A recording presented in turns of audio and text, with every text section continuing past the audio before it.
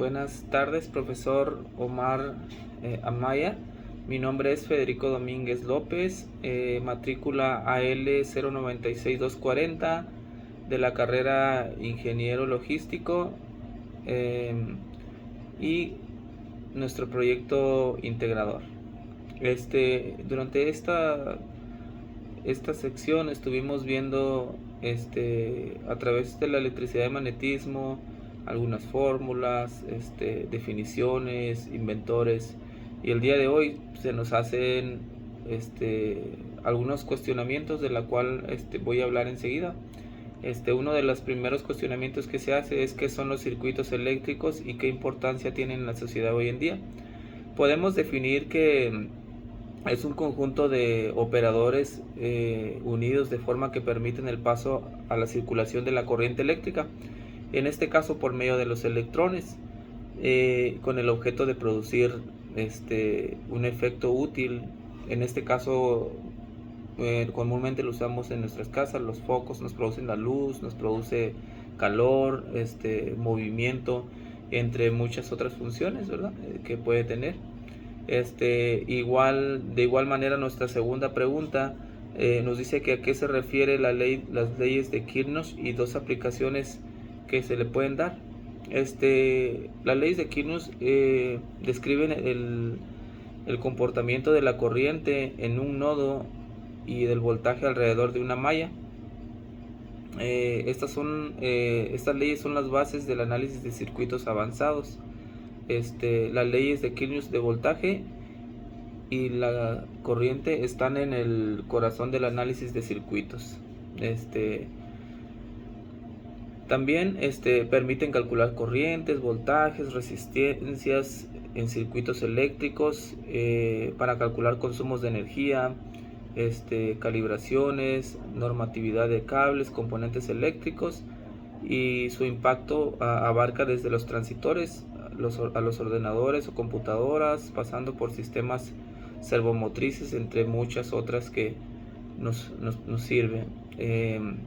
Tenemos también nuestra siguiente pregunta, que nos dice qué son las fuentes de alta tensión y cuál es su función en los circuitos. En este caso, normalmente en las calles o en las avenidas grandes podemos ver nuestras torres eléctricas de alta tensión que rebasan los 36.000 voltios, que es algo de alta tensión, que se emplea para transportar la electricidad desde las centrales de generación hasta centro del consumo, hasta colonias, ciudades, entre muchas otras. También la utilización de alta tensión nos evita pérdidas de energía en el sistema de la distribución eléctrica.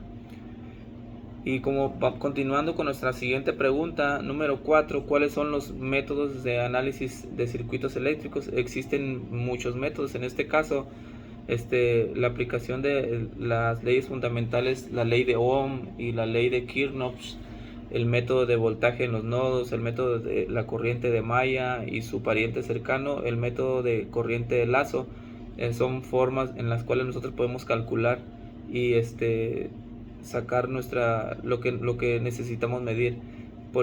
Los ingenieros han ideado organizar y agilizar análisis de circuitos, el método de voltaje y nodo y el método de corriente de malla. Estas son las recetas paso a paso de uso general para resolver un circuito. Ambos métodos intentan minimizar el número de ecuaciones, entre muchas cosas. Es un tema muy largo y pues muy difícil de resumir en muy poco tiempo. La pregunta número 5 nos dice cuáles son las aplicaciones del capacitor. Normalmente los capacitores tienen todo tipo de aplicaciones críticas en los circuitos.